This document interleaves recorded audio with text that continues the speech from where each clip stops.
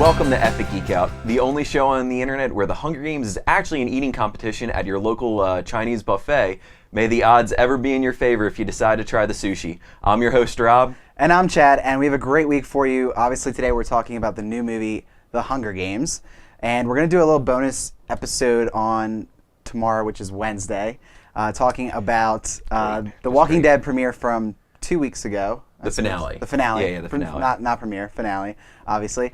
And on Thursday, we're going to be talking about the sort of newish show from Fox called Touch. Damn it, Chloe. I mean, it's a different show. Yes, and so we're really excited. We got some good stuff. Like always, you can follow us on Twitter at Epic Geek Out. Please send your comments, your feedback to fans@epicgeekout.com. Yep, subscribe to us on Facebook and our YouTube channel because you'll get all the updates when we put out new episodes every week, every Tuesday and Thursday, and sometimes Wednesdays now, apparently. Yeah, we like it. So let's get into our review of The Hunger Games.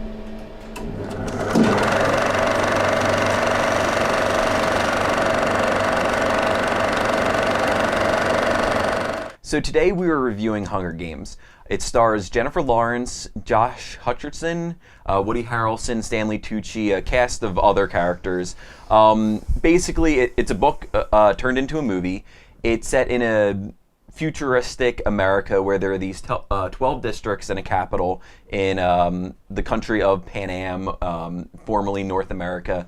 The book goes into a lot more detail of it, but basically every year each district is forced to put a tribute, a girl and a guy, into what is the Hunger Games. There's only one winner of the Hunger Games. Basically, it is a fight to the death for the kids. The movie doesn't really go into it, but if the district wins, they receive food from it, and it's a big thing to have someone from your district win the Hunger Games. It's broadcast on television. It's a really interesting concept. I know it's been done before, but this is kind of my first version of it. Like I said before, it is a book. I read the book. Chad didn't read the book, so I think we both got two different takes from the movie. So Chad, what did you think about it? All right, well, I'm definitely going to be in the minority, I have a feeling, with the general public. It is a hugely marketed movie, pretty epic movie. I think it made 155 million is its predicted weekend. Opening weekend? Opening weekend. Oh, wow, that's a lot. Third all time, they're predicting. Wow, that's crazy, I didn't know that. So definitely going to be in the minority.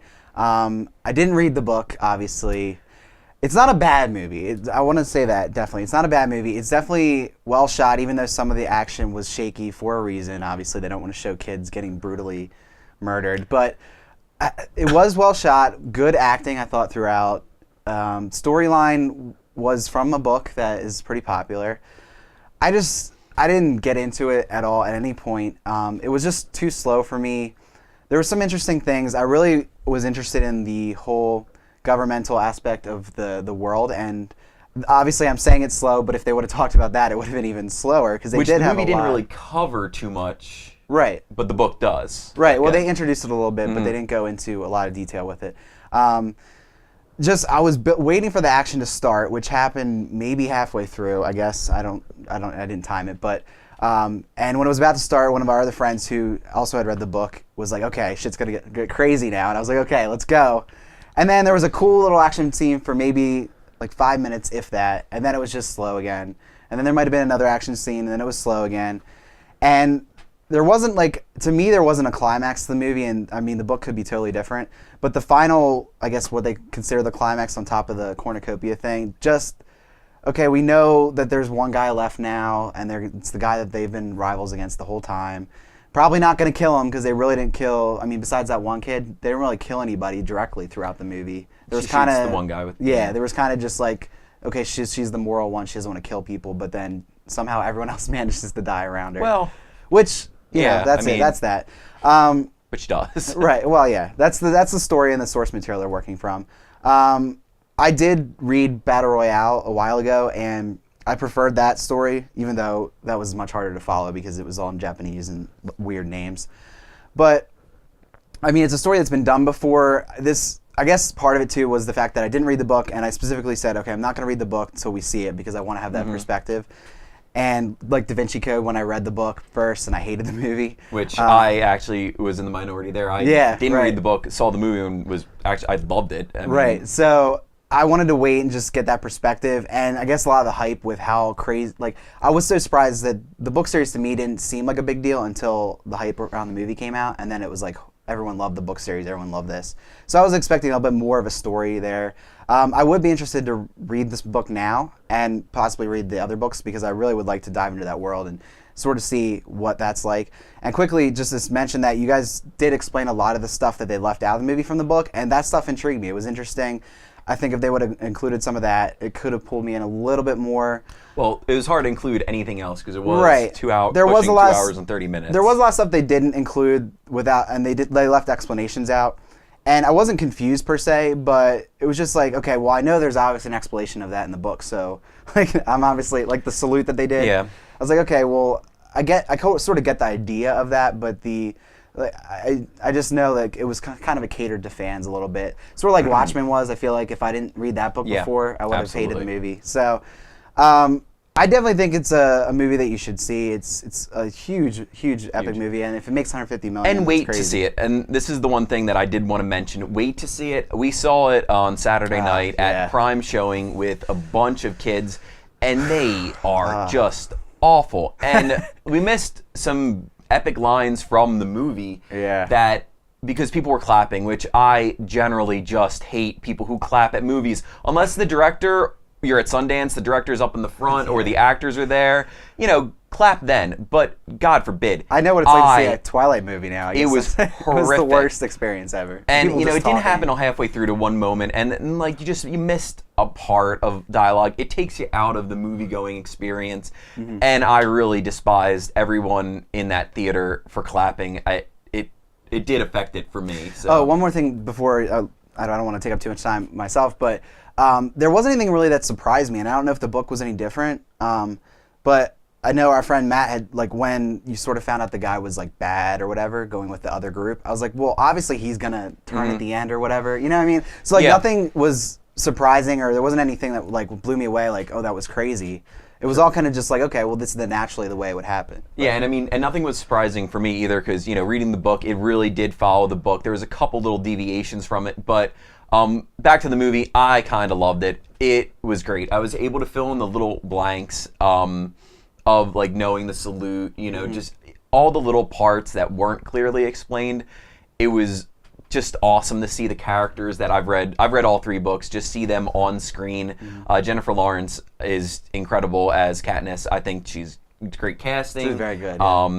I kind of loved it. I really enjoyed it. I wanted to love it. I really did. I wanted to love it. I don't believe that, but No, I was tense. The moment in the beginning at the reaping, I thought was shot really well. District 12, it's a coal mining town. So they're all, they got dressed up for the reaping, but they're still in kind of like slate grays and like that color. And then just the comparison between the districts to the capital, I thought was great. It could have been overdone, but it was how the book showed it. Stanley Tucci, he's the best. He's really great. He played that role of the announcer just to a T. He's just incredible. I really enjoyed just seeing the characters come to life on the big screen. I had to go to the bathroom about an hour left, and I held it to great dismay. But like it was, I can see how you didn't like the ending. I kind of didn't like the ending of the book, but then I got to read the second book right away because I didn't read them right when I read them when all 3 books were released. Yeah. So I can see what you mean. My one big problem with the movie was the casting of Donald Sutherland as President Snow. I do love me some Donald Sutherland. He's great. But yeah, the character, they didn't have enough time to go in depth with him. Yeah, he was only on screen a couple times, but he wasn't as menacing or as loathsome as I wanted President Snow to be because he's a horrific character in the books. There is just one scene that I just want to talk about when they're taking the train to the Capitol for the first time. They experience all this food, all things that they've never seen before, and it's heart-wrenching. They're gonna go kill themselves. One of them's going to die because only one's going to survive, if not both of them. But they still experience this different lifestyle before. And Peeta's character, which is the male tribute, he has this moment where he's looking out, and it's the first glimpse of the Capitol, something he's never seen before. And then, so he's looking, he's amazed, and then boom, right into the tunnel. Well, that's what they say. And he kind of says that with the whole give them hope, but not too much hope. Exactly, Hope's and stronger than that fear. was just Yeah. I thought a really well shot. The opening scene when they counted down for her to be raised up for the Hunger Games to start, and then the violence that started right then was just really, I thought, shot really well. The one thing I didn't like is when kids die, they're supposed to shoot a cannon off every time. They didn't. And they didn't. They just forgot that and did it when it was convenient. So that kind of irked me. But overall, I really enjoyed the movie. If you read the books, you definitely have to go see it. You might not like it, but I mean, from reading the books, I really enjoyed it, and I'd be interested to see what your take was if you got to read the books. I'm going to read the so books. definitely go see it. I'm going to read the books for sure because they are shorter books. They're smaller books. And I wanted to before, but then I wanted to wait just to have the different perspective. I know you don't believe me, but I really did want to like it because I didn't go in with any expectations, but I was like, okay, this could be an epic movie, but just it didn't do it for me. It didn't pull me in, but hopefully everyone else out there loves it. Just go see it. Thanks for watching this episode of Epic Geek Out. Now's the part of every show where we give our geek thanks for the day. So, Rob, what are you thankful for today? I am thankful for the state of Florida. That might sound a little weird, but I recently just got back from a trip. Hopefully you guys can notice my tan. Went down for Philly spring training. It might not be the geekiest thing, but I have such fond memories of a child going down to Disney World. You know, I've talked about like the Spider-Man ride before on the show, and it's just great. I've been to Disney, Universal Studios a lot now, you know, Clearwater 3 times. It's just a great place to go. There's so many different things. I hope to get to Key West soon because I heard that that's just incredible. I know you've been. Yeah, and it's like a cool little area. So, you know, town. Florida is just a great place to go to get away. So I would like to give my thanks to the state of Florida. Yay, Florida. All right, today I'm giving my thanks for a new iOS game that came out last week. And it is the Angry Birds in Space game. It's awesome.